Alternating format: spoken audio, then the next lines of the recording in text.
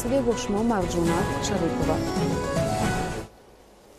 бо назардошти он ки дар аксар давлатҳои минтақа ва ҷаҳон мавҷи дуюми бемории коронавирус COVID-19 хуруҷ кардааст, дар шаҳри Душанбе бо мақсади пешгирӣ аз паҳншавии бемориҳои сироятӣ тадбирҳои тарғиботӣ вусъат бахшида мешавад.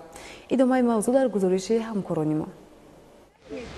ройгон тақсим кардани ниқобҳои тиббии муҳофизатӣ, корҳои фаҳмондадӣ ва тарғиботиву ташвиқотӣ миёни сокинону меҳмонони пойтахт аз тадбирҳое мебошанд ки давоми чанд шабона рӯз аст дар кӯчаву хиёбону гулгаштҳо ва боғҳои фарҳангиву фароғатии ноҳияи Шоҳ Мансур аз ҷониби гурӯҳи кории ҷиҳати пешгирӣ аз паҳншавии бемории сироятии COVID-19 ба роҳ монда мешаванд.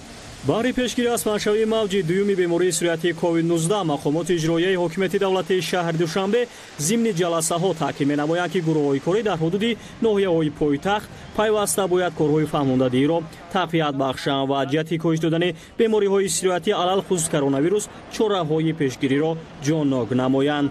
ин навбат гурӯҳи корӣ корҳои фаҳмондадиро дар ҳудуди боғи ба номи Куруши Кабир, майдони 800-солагӣ, кӯчаи марказии пойтахт ва дигар ҷойҳои ҷамъиятӣ ба роҳ монданд. зимни гузарондани корҳои фаҳмондадӣ ва тарғиботӣ маълум гардид ки аз ҷониби бархе аз шаҳрвандон қоидаҳои беҳдоштӣ аз ҷумла фосилаи иҷтимоӣ ва пӯшидани ниқобҳои муҳофизатии тиббӣ ба таври зарурӣ риоя карда намешаванд.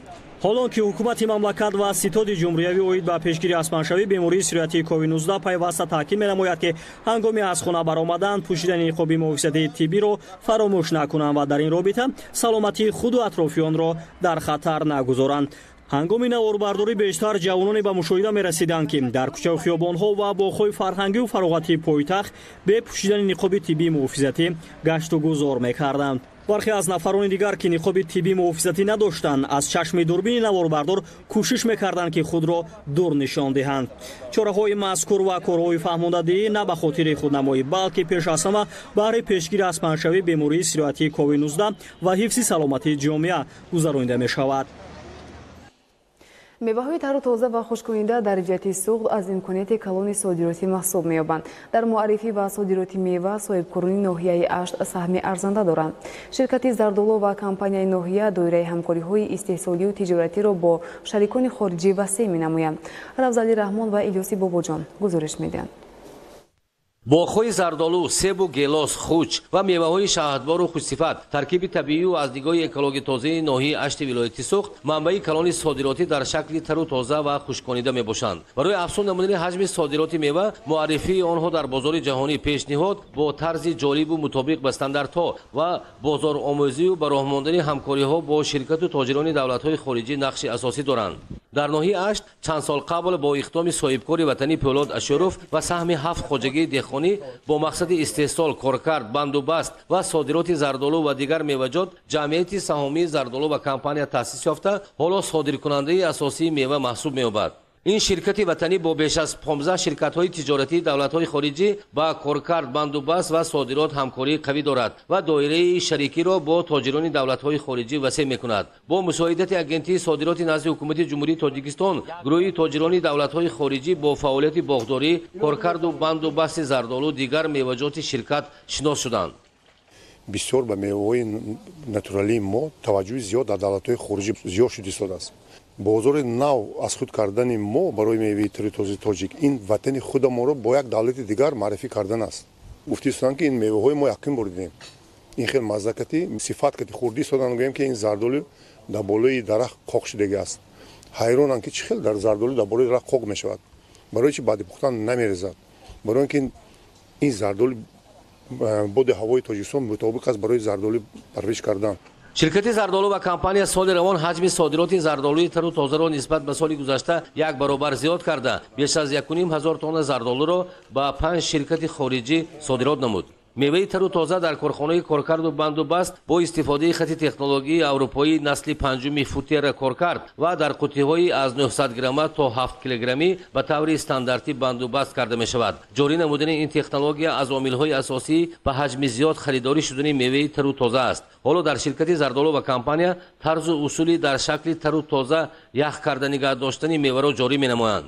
бо ин усул меваи тару тоза дар шаклу таркиби табиӣ якчанд муддат баъди пухтан нигоҳ дошта тавассути сабад ё қуттии яхтондор барои интиқол мутобиқ карда шуда меваи тару тоза ба муҳлати якчанд рӯз шакл таъму лаззат ва таркиби табиии худро нигоҳ медорад. гурӯҳи тоҷирони хориҷӣ омодагии хешро ба харидори меваи тару тоза дар ин шаклҳо ва қавӣ намудани ҳамкориҳо изҳор доштанд. барои ба ҳаҷми талаботи шарики хориҷӣ тайёр намудани мева таъсиси истеҳсолоти якҷояи ҷорӣ намудани технология оид ба гунҷоиши зиёд ва ба дараҷаи хунукии меъёрии яхкунии мева омӯхта ҳамкориҳо идома дода мешаванд.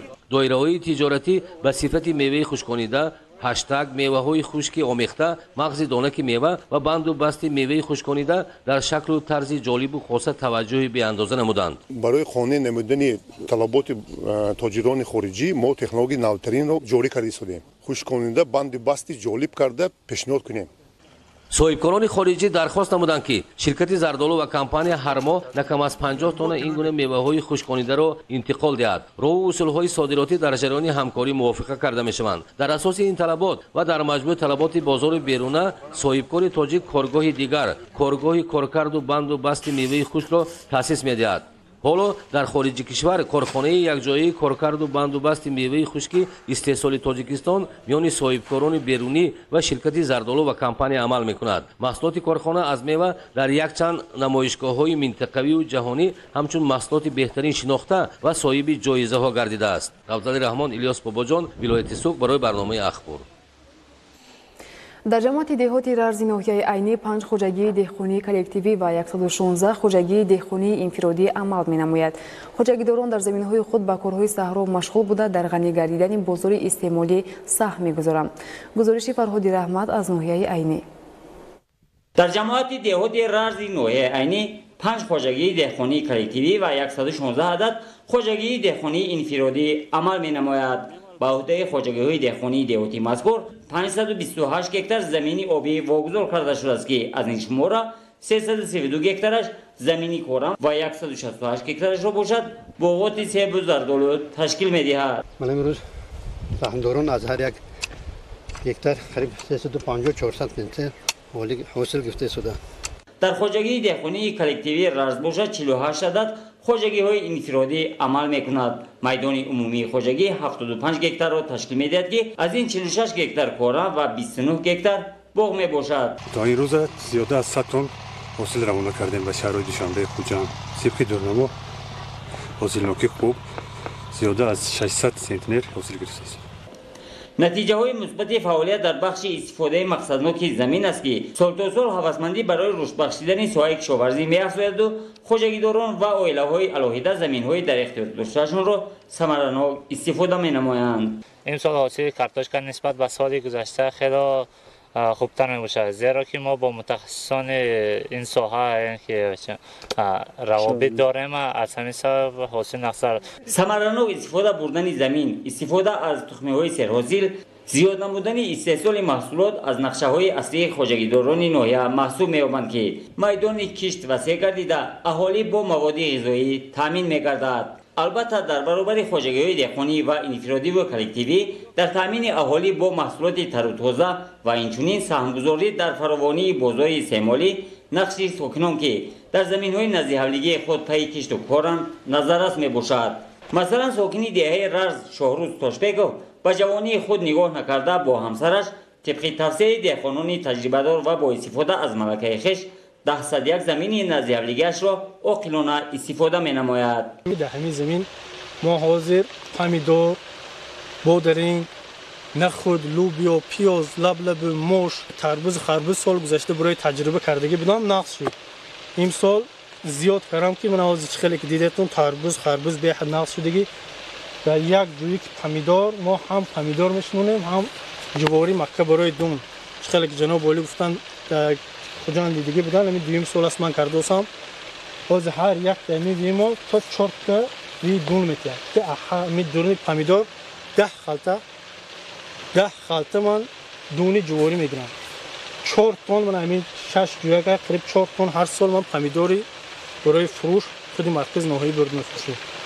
бо сеюм ҳосилаш ин хӯроки чорво барои чорво, ҷуворӣ, помидори орош барои чорво. 8 сотиқ 3 тонн картошка гирифтам ки 3 сомон 30 дирҳами 9900 сомон фурӯхтам буд.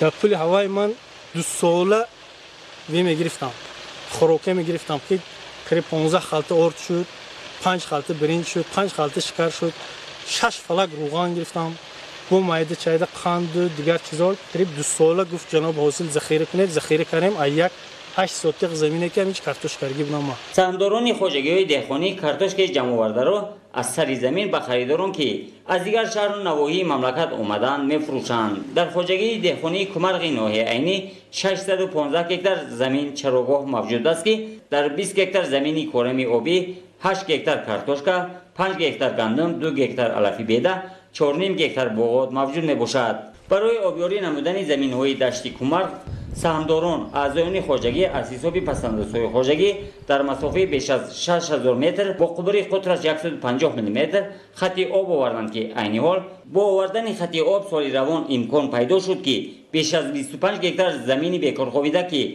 با ساکنان همچون قطعه زمین نزدیک‌حالگی جدا گردیده است با گردشی کشاورزی وارد کرده شوند. روزگار تمام این مردم از حساب زمین است. دهقان هم از حساب زمین زندگی میکند. من یک قسمی کشتی کردگیش کرده بازار بردم میفروشد زندگیش پیش میبرد یک قسمش برای خونش میموند. عموما ساکنان کشاورزان ناحیه عینی کوشش به خرج میدهند که در برابر تامین روزگار خویش با محصولات کشاورزی در تامین امنیت عضوخواری کشور نیز سهمگذار باشند. خبرها از خارج مملکت. بر اثر عمل تروریستی در ولایت لوگر جمهوری اسلامی افغانستان 50 نفر هلاک و زخمی شدند. در تانزانیا غرق شدن کشتی مسافربر باعث مرگ 10 نفر گردید. شرح همکاران ما. در ولایت لوگر واقع در قسم شرقی جمهوری اسلامی افغانستان عملی تروریستی انجام داده شد. در نتیجه بیش از 20 نفر به هلاکت رسیده زیاده از 30 کسی دیگر جراحت برداشته بستری بیمارخانه گردیدند. احتمال شماره هلاک شدگان افزایش یابد زیرا طبیبان وضع سلامتی چندی از زخمیان را وزنین ارزیابی میکنند. طبق اطلاع کارمندان مقامات پلیس در یکی از شاهراههای شهر پل علم نقلیاتی با تجهیزات ترکنده مجهز به کار درآورده شده است. از ضربه ترکیش چند بینا و نقلیات اطراف قسما خراب گردید. برای برطرف نمودن عاقبت‌های ترکیش کارمندان مقامات امنیتی فعالیت دارند. در قسم جنوب غربی فرانسیا سوختاری جنگل ادامه دارد. علنگای آتش 100 هکتار مساحت بیش از را فرا گرفته 6 بنای استقامتی را خراب کرد که باعث بی‌سرپناه ماندن ساکنان گردید. وابسته به این کارمندان خدمات داخلدار ساکنان را به جایهای بی‌خوف می‌کشانند. با وسعت یافتن علنگای آتش گرمی هوا و وزش شمال باعث می‌گردد. برای خاموش کردن سوختاری جنگل کارمندان خدمات آتش نشانی با تکنیک‌های مخصوص مبارزه می‌برند. در کل تنگانیکای تانزانیا کشتی مسافربر غرق شد. در نتیجه 10 نفر به هلاکت رسیده چند کسی دیگر بینشان گردید.